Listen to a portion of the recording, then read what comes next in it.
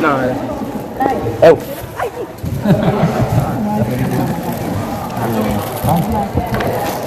¿Se bajó? A ver, para acá, por Para ahí, entonces, ¿no? ¿Puedo? Acá no te la escuchamos, ya lo probamos. Ah, y si la dejo, o la puedes grabar vos, si no. Como quieras. No te lo fácil. Ah, listo, no te la dejamos. Bueno, lo dejo así, está bien. Si se cae no pasa nada, ya te he hecho mierda. Gracias, Me la paso.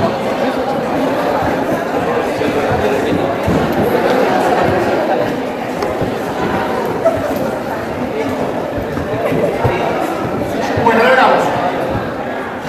Clase de emergencia que siempre tenemos preparado para situaciones especiales, como por ejemplo esto, tormenta. Bueno, todos estos casos que vamos a ver están seleccionados porque justamente son difíciles de ver, son, digamos, una recopilación de cosas. Que en algún momento, digamos, tuve la oportunidad de verlas, entonces hace unos años decidimos que había que tener algún tipo de, vuelvo a decir, de clase de emergencia o cosas por el estilo, y entonces armé estas cosas que hace años. Bueno, dice, a ver, vamos a verlo, vamos a pasar de... Esto es un fondo de ojo. ¿No? Bueno, cada slide esto tiene título, así que no, digamos, no hay que adivinar el diagnóstico. La toxoplasmosis es una parasitosis, en términos generales, en personas inmunocompetentes, la mayoría de la población pasa desapercibida. Es decir, es una experiencia con un parásito que en general no tiene mayor repercusión. ¿En qué situación, digamos, en qué escenario adquiere importancia? En transmisión vertical, por ejemplo. La mujer embarazada, cero negativa, es decir, que no tiene experiencia con el parásito, puede tener una prueba de infección durante el embarazo y depende del trimestre, puede ser, digamos, más o menos seria la situación. Lo cierto es que las mujeres embarazadas tienen que estar testeadas, en el caso de que sean IgG negativas, IgM negativas, en forma mensual. Ese debería ser lo más correcto. La sorpresa es encontrarse un viraje IgM en el curso del embarazo, porque ese sería el problema, depende inclusive el trimestre, mucho más complejo el tercer trimestre a veces, en fin. No quiero meterme en eso, pero el problema es otro. El problema es que si la mujer tiene una IgG positiva, pre-embarazo no hay problema. ¿Y cómo se contagia la enfermedad? No con el gato, sino comiendo carne cruda o carne poco cocida. Este es el asunto. También con la verdura, pero el tema es la carne poco cocida. Ya has pasado bien en televisión un muestreo de los mejores restaurantes de Buenos Aires, donde van mayormente turistas, y mostraban los cortes de carne absolutamente crudos. Eso es lo que no hay que hacer. Podrá ser que a la gente le guste, pero es lo que no hay que hacer. Bueno, entonces, ¿qué pasa? Saquemos el caso del SIDA, la toxoplasmosis cerebral, que ya vamos a ver algún caso. ¿Qué otro momento de la vida del individuo puede aparecer toxoplasmosis y tener importancia? En la toxoplasmosis ocular, en la clorretinitis. Ahora, el asunto es que la clorretinitis es un diagnóstico fundoscópico. ¿Qué significa esto? Que hay que ver el fondo de ojo y el que sabe interpretar el fondo de ojo hace el diagnóstico. No tiene correlación serológica con la serología general de toxoplasmosis y por otro lado tampoco tiene una prueba específica, salvo que uno se metiera con una punción de la cámara anterior, digamos, procedimientos demasiado invasivos.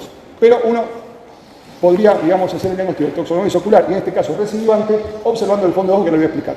¿Cuándo aparece entonces la sospecha de que hay una toxoplasmosis ocular? Por ejemplo, en los chicos con alguna dificultad visual, con algún tipo de dificultad, vamos a decir, en el colegio, que es un motivo de consulta en general con el pediatra, con el oculista, y de pronto le hacen un fondo de ojo, hoy lo ven con la lámpara de hendidura y ven que tiene ese tipo de manifestaciones. La otra cuestión es que tengan escotomas. ¿Saben lo que son escotomas? Puntos ciegos de la retina. ¿Y cómo se ven? Como moscas volantes. ¿Tienen idea de eso? Sí.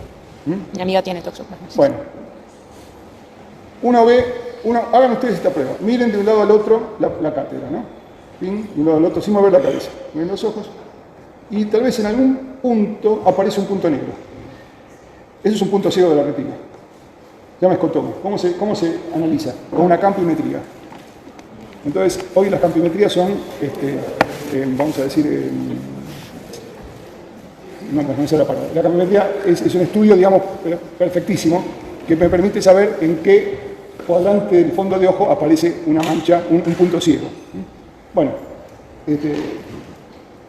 pero claro, estamos todavía, en un sentido, con el oftalmoscopio en la mano, que prácticamente el médico clínico debería resolverlo, pero ya no es común esto, pero en mi generación sí.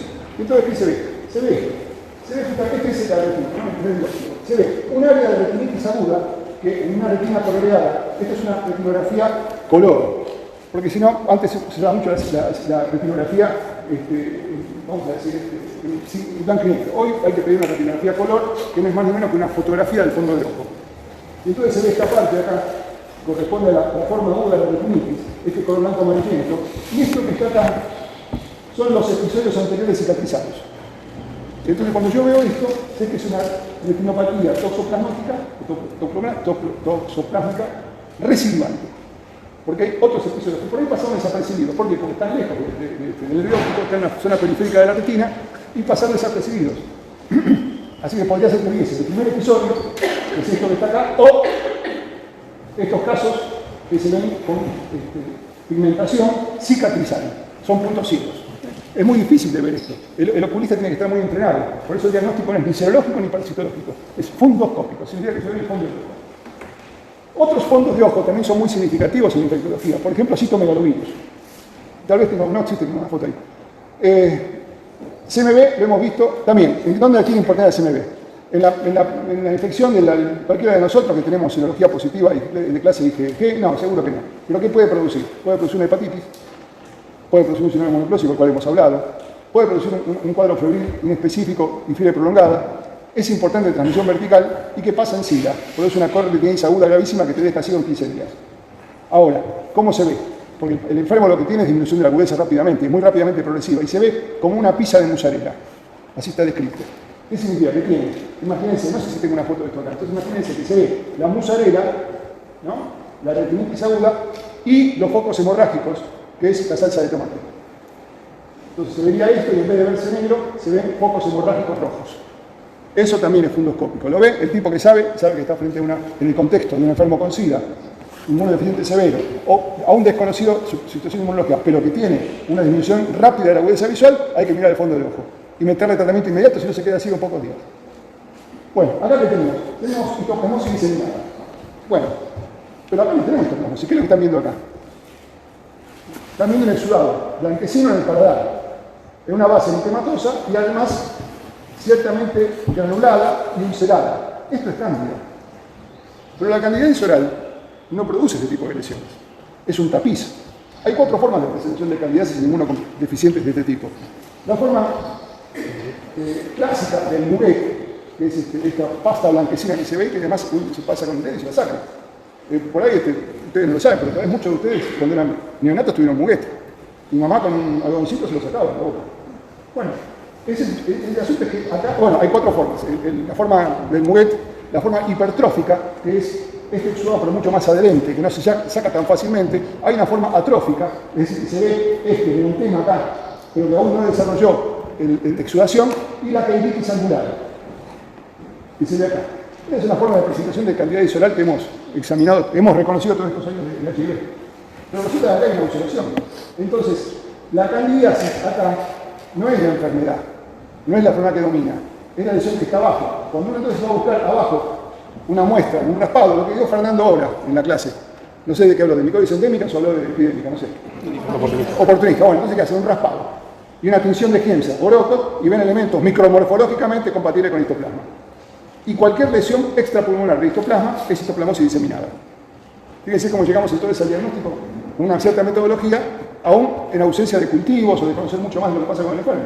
Entonces acá tiene candidiasis, lo que me hace pensar que algo está pasando con su sistema inmune, o que tiene por ahí una prótesis dental, tiene mala higiene, tiene una prótesis de paladar removible, cuando se la saca tiene cándida. ¿En quién se ve eso? En los enfermos diabéticos, por ejemplo. Personas diabetes tipo 2 o con mala higiene dental. Pero esto es más serio, porque acá tiene como un granuloma, tiene una úlcera, entonces esto no es cándida, esto es otra cosa. La cándida está agregada. Y esto es histoplasmosis diseminada, en un paciente con SIDA, por supuesto. Y acá tenemos otro caso de histoplasmosis, que es muy característico, que ocupa la encrucijada orofaringia. Es decir, podría perforar el paladar, y ahí entonces tenemos un diagnóstico diferencial con leishmaniasis, con sífilis, con tuberculosis, con lepra. Pero claro, esta no es la nariz de la leishmaniasis que esperamos ver, que creo que tiene una foto al final. Y entonces está comprometido el tabique nasal, está perforado. A ustedes les mostré mi perforación del tabique nasal. Bueno, y yo si digo, ¿por qué podría tener? Aún no lo sé. Estoy viendo al enfermo y digo, ¿qué podría estar pasando? Bueno, que tengo un cáncer de línea media, un cáncer nasofaríngeo podría ser, o que es un adicto a cocaína, le da fórmula todo el día y se le perfora la nariz. ¿Y qué fue lo que vamos a decir, anterior a esta lesión. Y tuvo una reiterada rinitis sanguinolentas, característico de la cocaína nasal. Pero acá estamos viendo algo más, estamos viendo necrosis, postraciones, lesiones por acá, esto también es citoplasmosis. Entonces uno tiene que pensar en los posibles diagnósticos. A ver, yo digo siempre que hay que orientarse a cuáles son los posibles escenarios, lo que uno está planteándose, ¿no? Pero esto es citoplasmosis diseminada. Fíjense que esta postración, que está acá, esto no, pero esto que está acá, esta costra ahí, un raspado, una tinción directa y elementos micromorfológicamente compatibles con histoplasma. Bueno, acá no se ve, pero acá hay otro caso. Acá hay un nódulo. No es mala la fotografía, es mala la resolución de la pantalla. Acá hay un nódulo, lo pasamos para que no se ve. Pero acá tenemos también histoplasmosis. Pero claro, acá tenemos lesiones en la piel, que ahí ya se complica un poco. ¿Y qué tipo de lesiones estamos viendo? Estamos viendo pequeños nódulos, este particularmente umbilicado. Este no, este tampoco. Uno dice, ¿esto qué podría ser? Hay varias, digamos, etiologías a considerar. En el contexto de SIDA, porque es característico, pero digamos, hay que ponerlo en ese escenario, esto puede ser histoplasmosis, mitococosis, tuberculosis, molusco contagioso, no, es una vesícula perlada, después lo vamos a ver, esta tiene un color más rojizo, y yo recorto acá o acá, esta tampoco está umbilicada ahí, pero yo recorto una de estas acá, así, digo, y puede ser un sarcoma de Kaposi, y es rojo vinoso, nodular, puede ser, pero en realidad este es sarcoma de Kaposi. Y esta es justamente la forma de presentación, tuberosa, una placa indurada, algo así como lesiones diseminadas, otro tubérculo ahí por decirlo de una manera, ¿no? Una lesión exofítica, esta muy nodulada, muy redondeada. Fíjense, uno ve esto, para el ojo entrenado es sarcoma de Kaposi. No hace falta decir más nada. Ahora, uno ve esto y dice, ¿y no será zóster? No, porque no son vesículas. Fíjense como uno va a conocer las lesiones primarias en pie. Esto no podría ser zóster. El desprevenido puede ser, parece que pone zóster. No. Estamos en la región inguinal, ¿no? En la región anterior del muslo, acá arriba. No, porque son nódulos, no son vesículas. Y acá tenemos una forma, esta placa eritematosa, descamativa, también es Kaposi. Y podría ser también que nos encontremos con ganglios inguinales en este paciente y un linfedema, porque es otra la forma de presentación visceral o ganglionar del sarcoma de Kaposi, aún tal vez con poca lesión cutánea. Pero cuando uno ve esto, un paladar rojo vinoso, no tiene dudas que es sarcoma de Kaposi. Esto es orientación clínica. Es decir, uno ve esta imagen y dice, sarcoma de Kaposi. Y acá, claro, acá tenemos luego la duda, ¿no? Y dice, bueno, no, es sarcoma de Kaposi. No es zóster. Y fíjense, cuando uno ve toda la imagen, fíjense que no hay duda. Uno ve esto y ya sabe, sarcoma de Kaposi. ¿Vamos? Bueno, acá tenemos un caso, claro, también, el que no sabe es como el que no ve. Nadie hace diagnóstico de lo que no conoce. Entonces uno ve esto y dice, ¿y qué tiene? Esto es molusco. Es un virus pox. Pero claro, el molusco por ahí aparecen pequeñas lesiones en chicos de primaria o adolescentes, en los brazos, en las manos, en el cuello, en la cara, porque son lesiones de contacto, no tienen ninguna trascendencia. El tratamiento es destructivo, no hay tratamiento farmacológico, esto hay que sacarlo.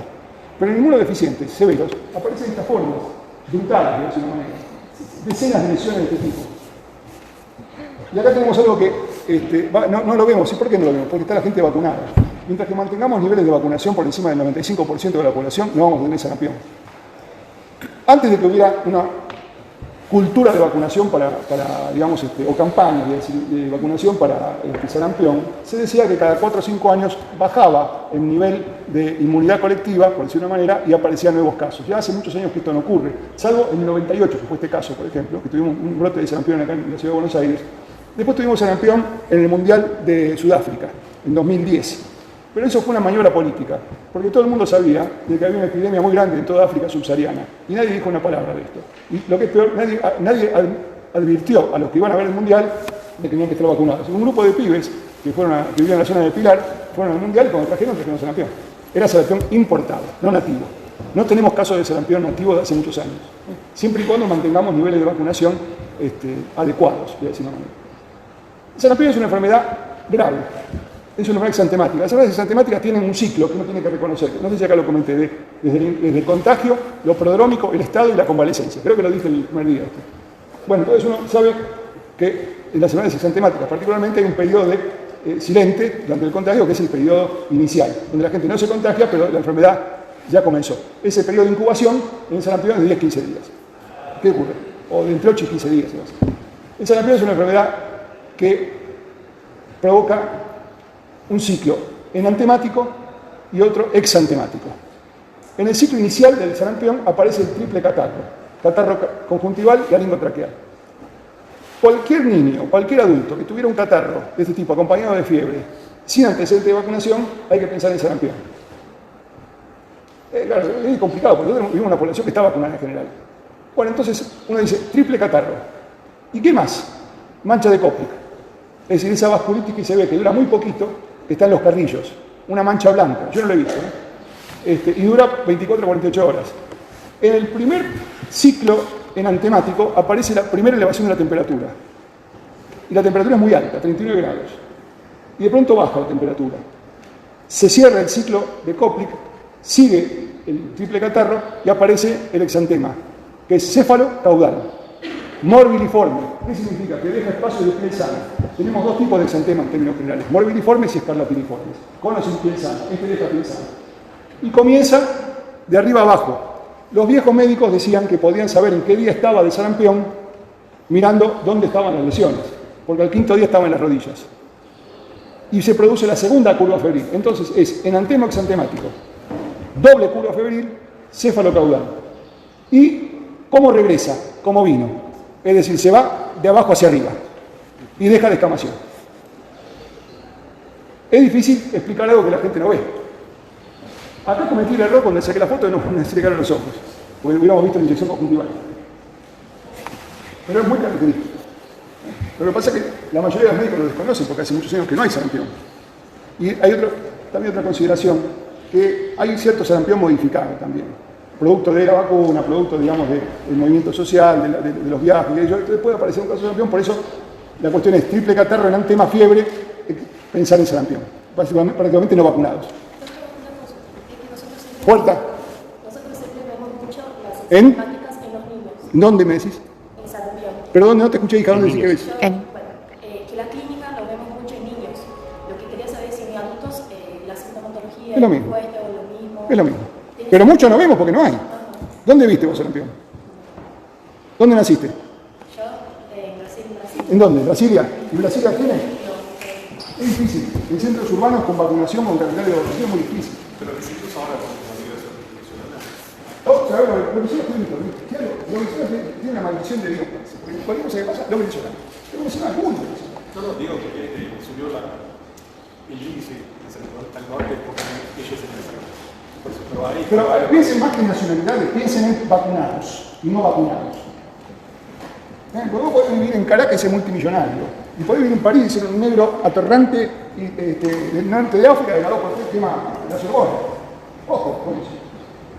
Digo, piensen de otra manera, no piensen por fronteras, piensen por grupos sociales, piensen por vacunados, piensen por poder adquisitivo, piensen por el escenario en el cual se desarrolla. Yo tengo una polémica con esto. Por ejemplo, paludismo. ¿Hay paludismo en Buenos Aires? No. Oh, no, pero venezolano. Momentito. Venezolano, colombiano, lo que sea. Siempre y cuando no sean personas que viajaron previamente sanas, que viajaron en avión en primera clase. Subieron en Caracas, llegaron en el 6 y se acabó la historia. Ahora, si vino caminando, por demás todos los usos históricos. Una cosa es ir de vacaciones a, no sé, al nordeste de África, de Brasil, o a Florianópolis, otra cosa es ir a Manaus, no es lo mismo. Hay que ir a pescar a Manaus y se murió por fiebre amarilla. Bueno, puede pasar. ¿Alguien estuvo en París alguna vez de ustedes?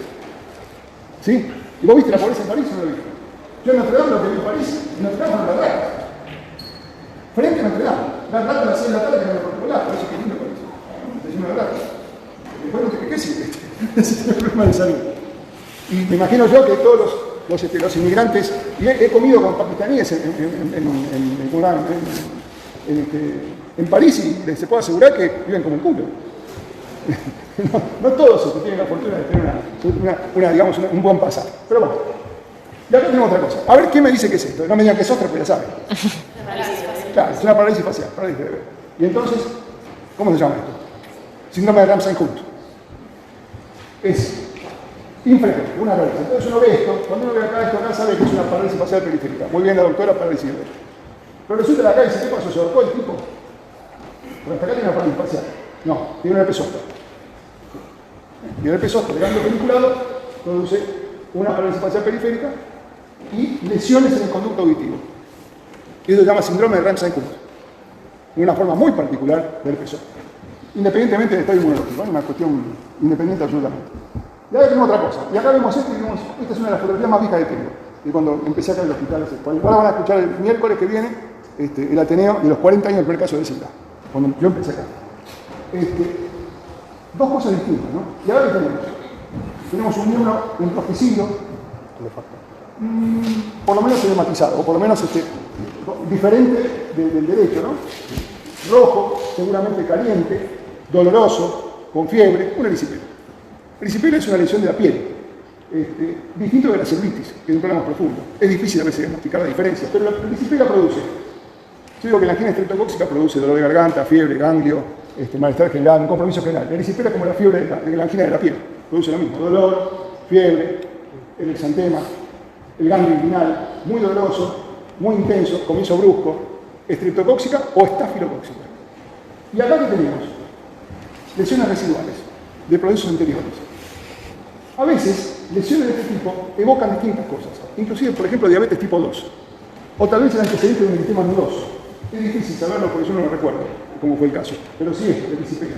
En esa época, era costumbre que en las salas hubiera un paño de color azul o verde oscuro que se usaba justamente para sacar las fotografías. Se ponía eso atrás, una especie de cortina y sacaba la foto. En todas las salas había algo parecido, una especie de telón, para resaltar lo que uno quería fotografiar.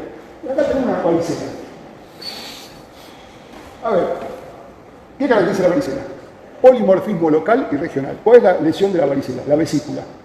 Periodo de incubación, 14 a 21 días. Silente. Y de pronto aparece la lesión. ¿Dónde? En el cuero cabelludo. Distribución cefalocaudal. Máximo centrípeto. ¿En las palmas? No, adentro. En el tronco. Muy bien. La secuencia es mácula, pápula, vesícula, costra. Y acá no veo eso. Acá veo todas las vesículas. Bueno, un poco diferencial de lo clásico porque esta chica tenía SIDA y además era el primer día que yo le saqué la foto. ¿Por qué aparece el polimorfismo? Pregunta exacta. Porque tiene que ver con la comprensión del asunto. Con cada epidemia que se produce cada 24 o 26 horas, comienza un nuevo brote. Entonces, mácula, pápula, vesícula, costra. 24 o 36 después, acá, mácula, pápula, vesícula, costra. Un tercer brote, mácula, pápula, vesícula, costra. Entonces, cuando yo corto acá, tengo la primera, la segunda y la tercera. Ese es el polimorfismo. Entonces, cuando uno ve esto, hace el diagnóstico definitivo. No hace falta hacer nada. Las lesiones aparecen. A veces, claro, los chicos por ahí tienen una enfermedad ligera, aún vacunada, ahora hay vacuna, pero dejemos la vacuna de lado. Pocas lesiones, hay que buscarlas, cuero cabelludo en la cara, por ahí no tienen muchas, son pruriginosas. Los pibes, por ejemplo, a veces ni temperatura tienen. Es difícil a veces dar un programa homogéneo de esto. Pero sí lo que se cumple es el polimorfismo. La fiebre, el polimorfismo, tiene un discreto enantema faucial, sí, pero pasa desapercibido. Frente a casos graves o severos. Porque también, siendo un herpes, un virus de herpes es neurotrópico. Pero difícilmente los chicos en personas sanas provoque compromiso neurológico. ¿Puede producir una neumonía? Sí. Puede producir. ¿Cuál es la complicación más importante de la varicela? La sobreinfección bacteriana. ¿Hay otras complicaciones? Sí, pero son poco frecuentes. ¿Cuál es la neumonía, por ejemplo? ¿Cuál es la droga de elección para el tratamiento de la varicela? Aciclovir. Listo, cerramos el tema. Acá tengo otra cosa muy curiosa. Ustedes lo vieron, yo les mostré de esta mujer la tomografía computada con las calcificaciones cerebrales, que era tuberculosis. Les mostré, ¿se acuerdan que le dije que había algo más para hablar de ella? Era esto, insulina supranal. ¿Se acuerdan que digo lo de las manos? Bueno, acá está. Esta mujer era blanca. Yo la conocí blanca y además vi la foto de ella. Y resulta que con el tiempo eso está melanodébil, porque es una insuficiencia supranal. Y en general se da, se dice que la insuficiencia supranal crónica está asociada a tuberculosis. Esta mujer tiene tuberculosis, además de SIDA. Y que también se ve en las manos. La palidez y los surcos marcados. Esto es característico de insuficiencia supranal. Además de la astenia, la hipotensión, el paciente cuando le faltan los mineralocorticoides queda planchado. Esta mujer cada tanto dejaba de tomar la pastilla, se le acababa la hidrocortisona y la traían, la ponías en la cama, era como la sábana. 24, 48 después de ponerle hidrocortisona, estaba de nuevo arriba. Por supuesto, él era pre-antirretroviral, año 93, 94. Acá tenemos otro desastre de aquellos años, que es herpes gravísimo, genital. Y uno tiene la idea de que va a haber vesículas pequeñas, ¿no? O un remillito de vesículas, porque volvemos a la imagen inicial del herpes simple. ¿Cómo hacemos el herpes simple? Lo miramos. Tiene un prodromo, sí, a veces el paciente dice que le empieza a picar o que tiene una cierta molestia. En zoster pasa lo mismo. O por ejemplo, van a la playa o van al club, toman sol, ping, un herpes labial. O tienen un resfrío, ping, un resfrío que dura unos días más, lleno de mocos y le hace un herpes orificial en la nariz. O tal vez un herpes genital. La preinfección herpética en general es muy sintomática. Y por lo tanto el herpes genital. Los herpes genitales son de tipo 1 a tipo 2. Y en realidad no hay diferenciación desde el punto de vista morfológico. Se dice que herpes 2 está más vinculado al comienzo de la vida sexual de relación. Entonces aparece un poco más tardíamente. Y el herpes simple 1 no estaría tanto vinculado a la vida sexual, sino al contacto con la persona. ¿Cuáles son los escenarios graves de herpes? Mujer embarazada con herpes, al momento del parto, por ejemplo. La peor de las desgracias, tal vez, es tener una encefalitis herpética, con características particulares. Ocupa el lóbulo temporal, produce necrosis, tiene una patente hasta electroencefalográfica característica. Diagnóstico, PCR de encefalografía. Perspectiva, pésima. Tratamiento, aciclovir. Bueno, pero resulta que hay panadizos herpéticos. La infección del dedo por herpes. ¿En quién se ve esto? En luchadores. Luchadores, sí, deportistas que practican algún tipo de deporte de contacto. ¿Quién ve artes marciales? ¿Tú solo? No, la mayoría más. Una carnicería, ¿no? El octógono es tremendo. Bueno, esos son los candidatos a tener herpes en las manos, por ejemplo. Bueno, y esto era lo que pasaba cuando la inmunodeficiencia severa llegaba a etapas finales, muy avanzadas, donde esas vesículas se transformaban en grandes lesiones y se estrechaban en producción de azul, tremendamente dolorosas. Como por ejemplo esto que está acá. Ya no son esas vesículas en ramillete, no, sino estas tremendas lesiones muy dolorosas. Esto es más parecido a lo clásico, pero esto no, esto que está acá no. Y acá tenemos cándida, un poco lo que reflejé al comienzo de la charla. Y tenemos acá esto que está en el borde libre de la lengua, que lo comenté también por otra cosa, que podría ser diagnóstico diferencial de leucoplasia oral. lo comenté en el menonocleosis, de leucoplasia oral vellosa. Porque es muy difícil de distinguir estas lesiones del borde libre en paciente con SIDA de la candidiasis. La leucoplasia oral vellosa es, como le dije, asociada a Epstein-Barr, no es una marcadora, pero bueno, durante mucho tiempo ocupó mucha importancia en la hora de evaluar a los pacientes. Y la leucoplasia oral era muy indicativo de HIV. Y ahora tenemos esta forma acá de candidiasis clásica. Y acá tenemos otra forma de candidiasis, muy intensa también en la mujer. Esta leucorrea que se ve acá, esto es candidiasis. ¿Por qué una mujer podría tener candidiasis y no tiene ningún trastorno de inmunidad? ¿Por qué? Primer motivo, porque usa en demasía la ducha vaginal, el bidet. La primera, digamos, consideración que hay que hacer es utiliza, yo no sé cuál es la medida, pero está asociado a un empleo excesivo digamos, de higiene genital y del uso de jabones, antisépticos, cosméticos. ¿Y por qué? Porque la flora vaginal tiene unas placas protectoras, que son las bacilofloras, que son naturales y necesarios en el introito vaginal para conservar el equilibrio del cuerpo. Cuando se desplaza la flora dólar, vienen las otras que están presentes. Por ejemplo, cáncer. Por cáncer tenemos todo en la boca, en la vagina, en el ano. Entonces, si uno desplaza la flora natural que protege, las otras se ocupan el lugar. ¿Cómo pasa en la naturaleza? Te deja el lugar en la naturaleza, viene la naturaleza. Claro que el mes que viene van a venir otros alumnos. ¿Se entiende? Es simple así. Ahora, el asunto es que la colonización del introito vaginal por otros gérmenes es el traspaso de las infecciones y la cistitis. El otro escenario podría ser que uso de antibióticos concomitantes. Hay mujeres muy sensibles. Por ahí una semana de amoxiclavulan y con amoxicilina y empiezan el prurito vaginal. Hay que estar muy atentos. ¿Por qué? Le damos antibióticos por una cistitis, por ejemplo, y no, porque después aparece el prurito, la molestia permanente y después la infección sigue progresando. Pero claro, esta candidiasis de esta chica expresaba lo mismo que la candidiasis oral, el déficit de inmunidad celular. Acá tenemos otra cosa, tenemos una proctitis. Fíjense acá el ano cómo está, brutal y doloroso. proctitis herpética, otra forma de presentación de la genital, genital. Muy doloroso, no se ven exactamente las vesículas, están destechadas, muy doloroso, proctitis herpética. Y acá tenemos una de las enfermedades más difíciles de diagnosticar para el que no está entrenado, que es la sífilis secundaria. La sífilis atraviesa distintos periodos, desde la primera infección, tiene un periodo de inflamación a veces prolongado, 30 días hasta 90 días, o es la lesión inicial de la sífilis.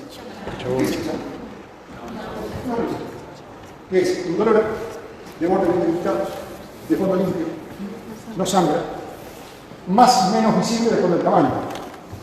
Y habitualmente genital, genito anal, afecta mucosas, podría ser grave, y siempre se acompaña de un ganglio, por lo menos un ganglio sistémico. Entonces, es el primer periodo de la sífilis en la cual la lesión está llena de treponemas. Si uno hace un examen de fondo oscuro, microscopio de fondo oscuro, si está disponible con un material recogido de la úlcera, del chancro, va a encontrar elementos micromorfológicamente compatibles con treponema pálido. En Argentina, el examen directo de una lesión de este tipo tiene categoría diagnóstica. A ver, rebobinemos. Un examen directo ¿es suficiente para identificar una enfermedad? Por ejemplo, cocos positivos hay un montón. Cocos negativos hay otros. Bacilos gram negativos hay otros. Entonces, ¿por qué en sífilis una imagen de treponema es suficiente para hacer diagnóstico de sífilis? No hace parte de nuestra microbiota. ¿Por qué? No hace parte de nuestra microbiota. Porque en Argentina no hay ningún otro treponema. No hay ningún otro treponema. ¿Cuáles son los otros? De Hay, se me escapan los otros. Bian, son enfermedades treponémicas que hay en África. En promedio, cualquier visión de un examen directo de fondo de ojo en el laboratorio que tiene disponible sella el diagnóstico de sífilis. ¿Es etiológico? Bueno, más o menos. Más o menos. Y la sífilis, en cambio, tiene un diagnóstico serológico de pruebas treponémicas y no treponémicas. Las no treponémicas no tienen categoría diagnóstica definitiva, las treponémicas sí. Entonces, ¿cuándo aparecen las pruebas treponémicas y no treponémicas? Cuando aparece el chancro. Es decir, que alguien, más o menos en la tercera semana del contagio, aparece el chancro y ya podemos tener una prueba de BRL positiva. Hoy hay otras pruebas, hay test treponémicos, ya prácticamente no se está usando más la FTA, porque la FTA es una prueba que tiene subjetividad en la evaluación, lo mismo que la inmunofluorescencia. Entonces hoy van a encontrar que hay más pruebas de test treponémico y anticuerpos para el treponema pálido, que es lo que hoy por hoy está dominando el laboratorio. De cualquier manera, el concepto sigue siendo igual, pruebas treponémicas y no treponémicas. ¿Qué significa el BRL? ¿Qué está reconociendo? General Business Research Laboratory. Es el laboratorio, fíjense que uno dice cosas a veces que no llega a conocer, ¿no? Es el laboratorio de enfermedades venéreas. A eso dice el BRL. Bueno, ¿y entonces qué produce el secundarismo sifilítico? Produce de todo. Mácula, pápula, pero uno ve esto y dice, es posible. Dice yo, pero si ve esto, está seguro. Porque produce las lesiones palmoplantares. ¿Estamos? Uno ve, dice, a ver, secundarismo sifilítico. A veces se ve, es muy difícil, ¿ve? Hay descripciones del collar de Venus. A ver, ¿qué más se me ocurre? La osera sifilítica. Las descripciones semiológicas en dermatología son espectaculares. Pero no las vemos exactamente en todos los casos. Pero de cualquier manera, si uno ve esto, tiene que considerar un periodo. ¿Y de qué periodo? El secundario. Porque el periodo primario, después de 2 a 4 meses, donde remite la úlcera sin dejar cicatriz, el chancro remite sin tratamiento, sin dejar cicatriz, aparecen las manifestaciones del secundarismo sifilítico. Caída de cabello, caída de la cola de las cejas, madarosis se llama eso, igual que la pérdida de las pestañas, el exantema palmoplantar, las lesiones en las regiones húmedas, llamados condilomas, que son diferentes de los condilomas acuminados de HPV, que son como coliflores, a los condilomas planos, que son estas lesiones que en zonas húmedas se maceran y están llenas de treponemas. En el ano, en la zona perineal, en las ingles, en zonas húmedas aparecen los que están llenos de treponemas. Son muy contagiosas. A ver qué otro tipo de lesión aparece. Bueno, poliadenopatías, fiebre. Algunos han descrito que los ganglios epitrocleares son característicos del secundarismo sifilítico. Y si no tienen tratamiento, en unos meses se va, remiten. Y pasamos a un periodo de latencia. Y tal vez en un futuro al terciarismo, que ya prácticamente no vemos, porque cualquiera tiene acceso hoy a antibióticos. ¿Cuáles son las características? ¿Cuáles son las lesiones, los síndromes del terciarismo sifilítico? La parálisis general progresiva, el cambio dorsal, bronquitis sifilítica. Parte de la historia de la medicina. ¿Y qué otro escenario tiene la sífilis tan importante como este? Comenzó a practicar. Por ejemplo, también, no lo vemos más, las tibias en sable, los dientes de Hutchinson. Bueno, historia de la medicina. Y ahora tenemos de nuevo otra candidiasis que tiene cierta grositis, porque esta lengua parece muy grande. Y tiene acá, tiene la queilitis angular. Una forma de presentación de la candidiasis en pacientes inmunodeficientes. Y acá tenemos un desastre absoluto. Muy doloroso. Una mujer que estaba desnutrida, muy desesperada, y todo esto que está acá es una extensa ulceración originada en herpes simple. Es lo que se llama herpes simple mucutáneo crónico. Una de las primeras enfermedades que se describió asociadas a HIV. Pero además acá rescatamos bacilo de tuberculosis. La pérdida de la unidad nosológica. Y ahora tenemos algo que en general no tiene mayor complicación, que son las verrugas vulgares. El tema es que en enfermos inmunodeficientes, estas verrugas, que cualquiera por ahí puede tener alguna en la mano, no pasa nada, distinto las verrugas genitales, esto ya se ve también, pero que en personas inmunodeficientes severos produce este tipo de lesiones múltiples. Tratamiento destructivo, no hay tratamiento farmacológico para esto. Y ahora hay una cosa rara. Un enfermo que aparece con estos nódulos, tiene SIDA, tiene esta lesión acá, tiene fiebre, está desgrasado. Y uno dice, ¿qué será? ¿Será sarcoma del Kaposi? Esto porque también es ciertamente rojo vinoso, tiene una lesión exuberante. No, angiomatosis vacilar. ¿Y quién produce la angiomatosis vacilar? Bueno, antes se llamaba es una bartonina. Roshimalia genserae. Se llamó durante un tiempo. Después la taxonomía cambió y hoy sabemos que es una bartonina. ¿Y qué produce la enfermedad, la bartonina genserae habitualmente? ¿Cómo? Año solar, exactamente. Es la forma grave de los inmunodeficientes. La año solar es esta.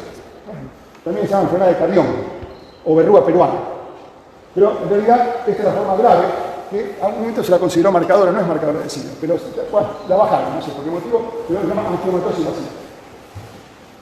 Uno que hizo, no le saque la foto, no me afanen la foto. No, solo para... Sí, pero me afanen la foto, claro, está bien. Yo paso por el adentro y te va a quedar bien, me afanen la foto. ¿Puedes sacar el nombre para...? ¿Sabe una cosa? El conocimiento no es mío. Yo no tengo propiedad de esto. Es así de simple. Así que estoy en el foto de mira, estoy a tomar el examen.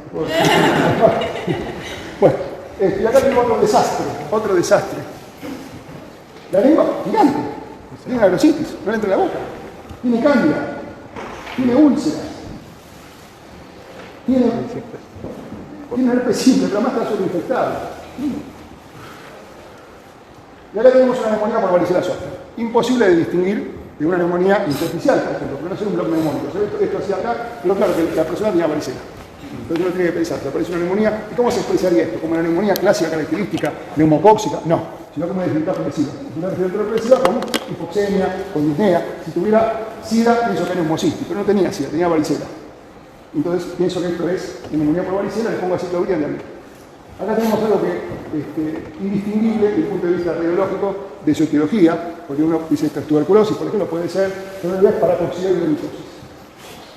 Una enfermedad muy conocida en Brasil, menos conocida en Argentina, muy del litoral, muy de la zona del Chaco, Formosa, una enfermedad, una micosis endémica. Me imagino que Fernando habló de... ¿o no? Sí, bueno. Entonces, produce este tipo de lesiones, pero además produce lesiones destructivas. Por eso el diagnóstico diferencial de lo que vimos al principio, de esa lesión de paladar, del encrucijado de orofaringia. Tiene una característica muy particular. Los enfermos que se curaban con gran fibrosis, con mucha producción cicatrizada. Entonces producían microstomías. Cuando esto se pegaba en la boca, la nariz, se encrucijaba la orofaringia, le cerraban la boca. Le cerraban había que hacer microstomías, para que poner una pajita para que pudiera tomar agua, decía. Eso porque les iba bien. Los curaban con gran fibrosis. Yo los he visto, estos enfermos, están en los libros. Y ahora tenemos algo mucho más frecuente que la enfermedad pulmonar crónica reactivada.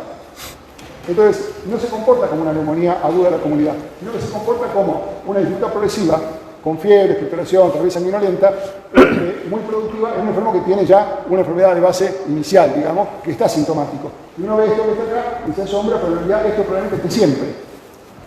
Y cuando uno le mira las manos, encuentra hipocratismo digital. Fíjense, semiología de clínica clásica, que es dedos en palillo del tambor. Esto es por hipoxemia crónica. Bueno, acá está. Uñas en vidrio de reloj, Los dedos del palillo de tambor no se ven tan claramente, algunos muestran más. Siempre digo lo mismo, alguno vio un palillo de tambor, primera cuestión. Pero bueno, esto es lo que se ve en ese enfermo, este es el mismo enfermo que está ahí. Ahora tengo una cosa rara, que ocupa gran parte de la infectología, muy frecuente en la Argentina en otro tiempo, que es el carbunco, Bacillus anthracis. Enfermedad conocida de la antigüedad que produce una necrosis en la zona de inoculación con una placa negra, por eso su nombre carbunco, de carbón, de charbón, diría el profesor Martino, y que está rodeada de un halo de vesículas pequeñas y de edema. Cuanto más necrótico la placa acartonada, significa mejor respuesta inmunológica. Cuanto menos necrosis y placa y más edema, más fenómeno tóxico. Entonces, esta es la forma más benigna, de decir, del carbunco. Y que tiene esta irregularidad, y acá no se ve bien, unas vesículas pequeñas que llaman corona de Jossier y que, digamos, caracterizan el carbunco. El carbunco es una zoonosis, puede producir una enfermedad sistémica, una neumonía, una mediastinitis hemorrágica. En general, son casos que yo he visto, pero hace años que no se ve. ¿Cuándo se veía mucho carbunco? Bueno, acá en la zona de Barracas viene porque eran los sitios donde se apilaba el cuero. Y entonces, de ahí las barracas eran depósitos de cueros o materiales que venían de, digamos, de los frigoríficos, pelos, cuero, qué sé yo. Y con las esporas de Bacillus anthracis. Entonces los cargadores de esto, la gente que manipulaba, se contagiaba por el contacto. Y entonces de la forma esporulada pasaban a las formas vegetativas y producían esta enfermedad. Inclusive en las cerdas de las brochas de afeitar podía haber esporas de carbunco. El carbunco fue reconocido por Pasteur ya en 1880 y pico. Y las esporas viven en la tierra durante decenas de años. De ahí que viene otra frase que en Francia estaban los campos malditos de la no sé quién, que estaban llenos de carbunco. Cuando se mueve un animal con carbunco en el campo, mueve la vaca del toro con las patas hacia arriba y hinchado. Esto la gente del campo lo consigue. Entonces, cuando veían hacer un animal muerto, ni lo tocaban. Y había que quemarlos, ponerlo con cal y enterrarlos. ¿Verdad?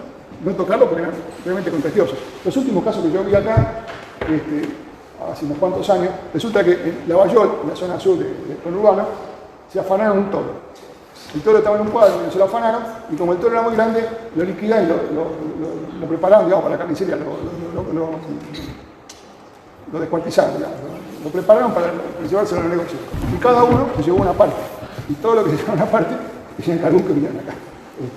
Bueno, ahí tenemos otra forma también más o menos característica. Esto es intermedio, el edema es la mala evolución del carbunco. Es mejor que sea una placa negra, bien adherida, que cuando se cura se desprende por los bordes. Y es indoloro. Bueno, ahí saltamos otra cosa. Candidiasis esofágica, año 93.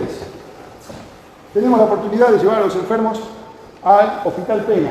Algunos los cargamos en el auto, inclusive. Y no teníamos ni ambulancia. Y les llevábamos y le hacíamos una endoscopía.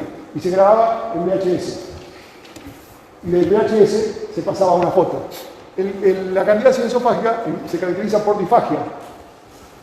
No es dolorosa. O por afagia, cuando es el grado más intenso. Y es una enfermedad marcadora de HIV. Ahora, el diagnóstico es visual. Porque uno ve, piense que el esófago es una manguera plana. No es un tubo abierto. Entonces, cuando uno entra con el endoscopio, tiene que ir insuflando y poniendo líquido para poder ir viendo. ¿Y qué se ve? Se ven crestas que van hacia la parte inferior del esófago, algodonosas, siguiendo los pliegues del esófago. Y eso es suficiente para hacer el diagnóstico de candidiasis esofágica. Entonces, no hacía falta hacer un estudio microbiológico. Pero debajo de las lesiones de cándida podía haber otras lesiones. Y ahí se plantea el problema. Si tenía una esofagitis por citomegalovirus. Pero la diferencia es que la esofagitis por citomegalovirus, además de dolorosa, produce odinofagia también, fundamentalmente, produce úlceras. Y se llaman úlceras en volcán. Yo no tengo ninguna foto, pero imagínense que es como la úlcera con un borde sobrelevado, ¿no? Y tal vez está recubierta de cándida. Entonces a esto le poníamos, no sé, anfotericina y el paciente sería asintomático igual. Porque lo que tenía abajo era la candidiasis, debajo de la candidiasis, la esofagitis por citomegalovirus. Ahí tenemos la forma más grave. ¿Cómo se medía en ese momento la intensidad? En 4 grados.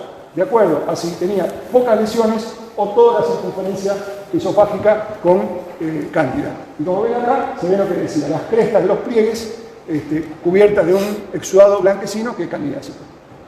Bueno, acá hay una cosa también bastante curiosa. Uno dice, ¿qué son estas lesiones? Y es difícil de ver. ¿Qué es eso? A ver. Máculo-pápulas cinturadas, sobre piel sana, en un solo estadio. Bueno, en una chica que tenía SIDA y que tenía fiebre prolongada. También tenía una lesión pulmonar. Yo me acuerdo mucho porque hablé mucho con la mamá. No me podía ver en la casa. Y resulta que lo hemos internado acá en el hospital y después se internó en el sanatorio en Cholena, donde yo la fui a ver también, y se le hizo una biopsia. Y esto no aportó mucho, porque el diagnóstico fue de vasculitis leucocitoplástica. Las vasculitis hoy se clasifican de acuerdo al diámetro de la arteria, es decir, de pequeñas arterias o de grandes arterias. En esa época nos hablaba de otro tipo de vasculitis, y la leucocitoplástica está caracterizada por la infiltración de neutrófilos en la pared. El asunto es que la vasculitis no era el diagnóstico, era expresión de una enfermedad que inducía la producción de la vasculitis, y que era una histoplasmosis. ¿Cómo hicimos el diagnóstico? Porque me traje del sanatorio una muestra de médula ósea, la cultivamos acá y tenía histoplasma. Imposible de distinguir de la tuberculosis. Durante mucho tiempo la tratamos como tuberculosis porque tiene una diseminación miliar. Y esto es una vasculitis asociada a histoplasma. Pero la vasculitis de este tipo también se ve en hepatitis C o en otras enfermedades, así que no es característico. Por eso el dilema diagnóstico. Y acá tenemos algo que hemos tenido un gran aprendizaje, que son lesiones ocupantes del cerebro en pacientes con SIDA. ¿Cuál es la primera causa de este tipo de lesiones? La toxoplasmosis. Acá hay un parte del mundo. En Argentina en particular, los diagnósticos a considerar incluso también el Chagas. En definitiva, las lesiones ocupantes del cerebro en SIDA, que es un gran marcador y ocurren con pacientes inmunodeficientes severos, se caracterizan, y ustedes vieron, ya demostré estas imágenes, por una zona de edema digitiforme, ahí se llama, porque es como que dedos que se meten en el parénquima cerebral, con una lesión central, una lesión más o menos bien definida, que con el contraste adquiere un resalto en la periferia. Esto es toxoplasmosis. ¿Cuáles son las otras lesiones ocupantes del cerebro? En el SIDA, el linfoma primario, por ejemplo. Bueno, ¿y qué otra realidad tiene? Y bueno, son lesiones ocupantes expansivas, de manera que modifican la estructura normal, desplazan la línea media, aprietan los ventrículos, destruyen de alguna manera la arquitectura normal. El tratamiento pirimetamina sulfa y después de un mes de tratamiento tiene remisión. No sabemos cómo queda desde el punto de vista cognitivo, pero sí hay remisión de las lesiones. Acá tenemos tremenda lesión. Fíjense que toda la estructura normal del cerebro está alterada. De los ventrículos quedó el anterior, quedó esto. Y todo esto que está acá es la lesión, el edema, la lesión que está acá. Acá le mandó el ventrículo lateral, se lo mandó de costado. La línea media se perdió hace rato acá. ¿Y qué produce hipertensión endocraniana? Fiebre, o mejor dicho, no fundamentalmente, cefalea, alteración del ritmo de la conciencia, lesiones focales. Bueno, acá tenemos más. Miren esto que está acá. Miren acá. Bien característico. Empuja el ventrículo, el resalto, el rodete de la lesión inicial, la lesión central. Fíjense acá. Y acá tenemos otra cosa, que es lo diferencial también, es que es el linfoma primario del cerebro. Este enfermo yo lo conocí en el sanatorio y tenía un linfoma de la base del cerebro que le había perforado el hueso y le había entrado inclusive al ojo, a la órbita. Tenía exoftalmia, le había dañado prácticamente la cara, el ojo estaba perdido y tenía otra desgracia brutal, que tenía una infección por anaerobios, tenía olor a podrido. Pocas veces esto, ¿sí? No había dónde ponerlo. En el sanatorio lo atajaron al tiempo, no tenía solución, esto en el año 93, 94, 95, por ahí. Y resulta que fue a la casa a esperar que se muriese, no había forma, no había nada para hacer con el tipo. Y fíjense la destrucción del cerebro. Acá está. Linfoma primario del cerebro. Otra toxoplasmosis, ya, digamos, avanzada lesión, avanzada inmunodeficiencia, tremenda lesión cerebral. Otra lo mismo, fíjense acá. Acá tenemos más. Y acá tenemos una neumonía por neumocistis. Neumonía por neumocistis que se utiliza también por dificultad respiratoria progresiva, hipoxemia, algún indicador de inmunocompromiso. Por ahí esta persona tenía candidiasis, o tuvo candidiasis, o tuvo un herpes zóster multimetamérico, o tenía leucoplasma orgullosa, o no sabía lo que tenía y aparece con esto que está acá. Y entonces decimos, bueno, tiene hipoxemia, no tiene la característica de neumonía que quería la comunidad. ¿Qué hay que hacer? Un test rápido para HIV. Hoy un test rápido. Y eso no se para. HIV o no HIV. Si el test rápido da positivo, esto es neumocistis. ¿Y qué otro dato también nos interesa que es significativo? LDH aumentado. Entonces, hipoxemia, LDH aumentada, radiografía de vidrio esmerilado, intersticial, prueba test rápido positivo, neumocitis. Ahora tenemos un detalle, ahí tenemos otro. Y ahora tenemos algo también difícil de diagnosticar, un pulmón con una afección crónica, con todo este sistema cardiovascular que está acá, esto que está acá, fíjense que es un enfermo con una enfermedad pulmonar crónica, que tiene fiebre, tos, expectoración, y que descubrimos por ahí, o consideramos que tenga la posibilidad de una aspergilosis pulmonar. Bueno, la aspergilosis pulmonar es una complicación, por ejemplo, de las cavidades del pulmón, de cavidades perforadas, por ejemplo, de una tuberculosis curada. En los enfermos con lesiones pulmonares crónicas, con enfermedad pulmonar crónica, con tuberculosis cavitaria y las formas y la aspergilosis, adquiere la forma de bola púngica. No es tan fácil verlo. Por ahí esto que está acá es la bola púngica. ¿Cómo sería el diagnóstico? Hoy, creo con la tomografía, pero en otro momento, ¿qué hacía? Se cambiaba el paciente de lugar, se lo ponía en otra posición para ver que la bola se desplazaba en la radiografía. Hoy eso ya no es así. Pero hay formas de aspergilosis invasiva y semi-invasiva ¿en quién? En enfermos neutropénicos febriles graves. Enfermos neutropénicos es una complicación. ¿Y de quién? De los oncomatológicos. Entonces un paciente que tiene una leucemia, una forma de infiltración que arranca un tratamiento oncomatológico y que al tercer o cuarto día sabemos que está en el nadir, que es el punto más bajo. ¿Saben qué es el nadir? El nadir es una concepción de la astronomía. El punto más bajo del Sol, el Sol de la medicina se habla de nadir, se dice como el punto más alto y el punto más bajo. Y resulta que en el nadir, de los glóbulos blancos, cuando el tipo está en el neutropénico, no tiene más glóbulos blancos, no tiene más polimorfos nucleares, aparece con fiebre, con unas cosas, y si aparece con infiltrado pulmonar, hay que pensar la posibilidad de una aspergilosis pulmonar invasiva. ¿Cómo se resuelve eso hoy? Además de dar la fotolicina, el estudio es serológico, clínico, anatomopatológico, es decir, se requiere biopsia, y epidemiológico. Pero hoy tenemos factores, hace ya ratos, factores estimulantes de colinas y granulocitos. Es decir, que cuando tenemos enfermos que están en tratamiento oncohematológico o neutropénicos graves, le damos factores estimulantes de colinas y aumentamos los glóbulos blancos, los neutrófilos.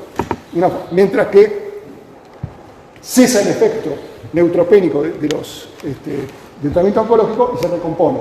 Bueno, toda una arquitectura que se ve de esto complicada. Acá tenemos otra enfermedad cerebral en pacientes con SIDA que no desplaza, que no es ocupante, que es desmineralizante. Y esto es el diagnóstico de leucoencefalopatía multifocal progresiva. Entonces, un enfermo que tiene SIDA, deterioro cognitivo, demencia.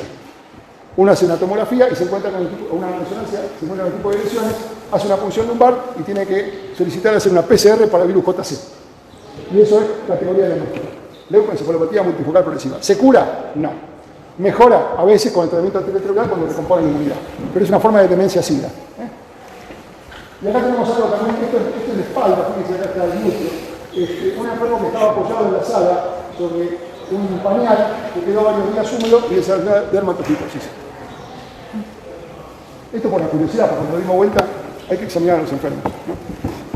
Y acá tenemos algo que comenté al comienzo de la charla, que es las complicaciones de la varicela. Porque la varicela cura sin dejarse fuera. Cura con destitución de la piel. Pero cuando se sobreinfecta, no, deja cicatriz. Y estas son las formas complicadas de la varicela de la costra no es propia del virus, sino de la infección sobregada. Y acá tenemos otra neumonía por varicela. Y acá tenemos una tuberculosis multiresistente que no tiene características particulares, sino en la evolución del enfermo. Y el tratamiento que vamos a dar, pero no tiene una imagen característica, pero yo sé que era así. Y entonces acá tenemos una lesión, un absceso, esto es T1 y esto es T2. ¿Cómo diferenciamos tiempo T1 de T2? T2 es el líquido gris. Claro, esto es T2 porque los líquidos se ponen blancos. Cuando uno en la resonancia sabe en qué tiempo está, T1 o T2. El otro es flash, pero bueno, esto es T2. Y acá se ve el absceso tuberculoso. Y acá vemos algo que llama la atención. Una lesión, ¿recuerdan la que dije antes? Un nódulo umbilicado. ¿Recuerdan lo de la hematosis? Acá, esto es el paladar. El tipo tenía una criptococosis diseminada con líquido cefalorraquídeo positivo y caminaba por la sala. Vieron la tener otro día que dijimos, tiene una meningitis y no se enteró. Bueno, esto lo mismo. Tenía una criptococosis diseminada y resulta que vino con esta lesión, que en principio diría que más para histoplasma que para criptococo. Pero cuando se tomó la muestra de acá, aparecen elementos compatibles con criptococo. ¿Y cómo es el líquido cefalorraquídeo de la meningitis por criptococo? Un líquido claro, proteínas aumentadas, si es que aumentan, a veces el líquido normal, célula tiene pleocitosis, sí, cuando tiene pleocitosis, aumenta la presión y sí, cuando evoluciona, ¿Y cuál es la característica fundamental desde el punto de vista microbiológico? Es que tiene tinta china positivo. Examen directo con tinta china, elemento, punto coco, se acabó el diagnóstico. Después se hace, sí, por supuesto, cultivo, antigenemia, antigenorraquia, que además tiene valor pronóstico para el tratamiento. El tratamiento de la criptococcus meningia, alfa-telicina, gluconazol, alfa-telicina. Y acá tenemos lo que tenía en el pulmón este muchacho, que no era muy significativo, pero también tenía criptococcus pulmonar. Y acá tenemos una neumonía por neumocitis, indistinguible de otro tipo de etiología. Y acá tenemos la tomografía. Esta se las mostré cuando di clase de neumonía. ¿No? Y acá tenemos un absceso de pulmón. Tiene neumonía por neumocitis y absceso de pulmón. Creo que también se los comenté cuando uno ve la línea horizontal muy clara porque hay líquido. Y ahí tenemos otra histoplasmosis diseminada ya más difícil de diagnosticar, de considerar. Porque fíjense, una pequeña lesión. Esta lesión que están acá, esto que se ve acá en el paladar, esto que se ve acá, esto es para el citoplasma. Y acá tenemos una forma grave del herpes zóster. Entonces, esto sirve para saber lo siguiente. Que la línea se respeta porque la línea es la metánica. Por eso la lesión llega hasta acá. De una forma determinada. Y acá tenemos algo también difícil de diagnosticar. Esto lo vio el doctor Valera en la sala de diseño, yo fui a sacar la foto. Porque este chico lo que tiene, fíjense, es como una nariz inflamada, ¿no? Y acá hay que hacer una secreción. Y acá no traen histoplasma. Por supuesto, el proyecto de cine, ¿no? Y acá tenemos algo que lo comenté al comienzo, las lesiones de la nariz en el caso de la leishmaniasis, que es esta característica llamada lesión nariz de tapir. Como si el tapir lo tuviera en casa y supiera que es un tapir. Pero bueno, nariz de tapir. Entonces, esto es una leishmaniasis muy cutánea. Las formas de leishmaniasis son viscerales, son cutáneas o cutáneas. La forma americana nuestra, hay dos géneros de leishmania, leishmania Bianini, leishmania leishmania. Bueno, se lo dejo para que estudien para leishmania. Y acá tenemos el perfil. Bien característico. Una vez que tiene que pensar, considerar. Pero me tocó ver un paciente, en un sanatorio de Suecia me llamaron para ver un paciente que tenía la destrucción del tabique nasal. Cuando uno ve destruido acá arriba, eso en sífilis se llamaba nariz sencilla de Montana. Y daba para histoplasmosis, y también daba también. Y en la anatomía patológica se vio que no era ahora se me escapa el nombre, no fue inmunológica, ahora se me escapa el nombre. Benneger. Granulomatosis de Benneger, que yo he visto en el Instituto de la Nariz hace 45 años cuando estudiaba una forma de granulomatosis que se asocia a rinitis, asma, lesiones pulmonares y lesiones destructivas del tabique nasal. Y se trata con corticoides. Y me llevaron para verlo, para ver si yo pensaba que era una histoplasmosis, pero que no, esto no es, era Benneger. Y esto es lo que decía al comienzo, un secundarismo científico difícil de diagnosticar. Muy difícil. Hay que estar muy atento para pensar que esto es sífilis. Ya te lo digo, ¿no? Una vez esto así, y ya es un ejercicio. Podría pensar hasta en rubiola. Pero la rubiola tiene otra cosa. Tiene polineopatías, velos retroauriculares, velos cervicales, la piel áspera. Uno toca el exantema, es como se puede tocar. Y tiene cierto color rosado, pero difícil de ver rubiola. Rubiola, ¿dónde tiene importancia rubiola? Transmisión vertical. Esto es sífilis secundaria. Palmas y plantas. Esto es sífilis secundaria. Palmas y plantas. Por ahí no tan violenta como la que vimos antes, ¿no? De los pies, pero... Y acá tenemos una curiosidad que es una sífilis ocular, una panureitis sifilítica. Bueno, así se ve, tiene miliasis, porque no está dilatado. Yo tengo una secuencia de fotos y en un momento puede se ve el fondo de ojo, ¿no? Y tiene una curiosidad, un síndrome muy particular. ¿Quién lo conoce? ¿Quién sabe a qué me refiero? Al síndrome de Argyll-Robinson. Síndrome Argyll-Robinson. Característico de la sífilis secundaria, de la uveitis, de la sífilis ocular, que dice lo siguiente: en Argentina lo último que se pierde es la acomodación. Tiene miliasis, tiene sífilis, pero acomoda. Este enfermo no estaba dilatado, después lo dilatamos justamente para evitar las sinequias, pero entonces tenía la miliasis paralítica, pero podía acomodar. Síndrome de Argyll-Robinson, está escrito en el libro de Sanguinetti, de semiología de Sanguinetti. Lo van a ver una vez en la historia de toda la humanidad, una vez, pero me tocó verlo. Y tenía sífilis. Ahora, esta sífilis también digamos, tenemos ahí una interpretación difícil. ¿Es secundarismo o es una sífilis temprana terciaria? Porque el ojo es parte del sistema nervioso. Entonces ahí tenemos puede ser una forma de secundarismo, ¿no es cierto? Y tiene otra curiosidad. ¿Con qué la tratamos? ¿Con penicilina benzatínica? No atraviesa la barrera hematocefálica. Así que tenemos que poner penicilina gesólica. Otra cuestión de interpretación, por esto lo publicamos en la revista de oftalmología, porque encontramos, por ejemplo, de que es una curiosidad, estamos hablando de cosas inusuales de especialistas, de cierta manera, pero la tratamos con penicilina gesódica y con benzatínica, porque la recomendación que le dimos era que había que tratarlo primero con gesódica y después con benzatínica por una temporada, también varias dosis, ¿no? Porque este está en un intermedio entre lo que sería una sífilis neurológica y una sífilis secundaria común y silvestre. Bueno, terminamos acá. Listo. Son las 11,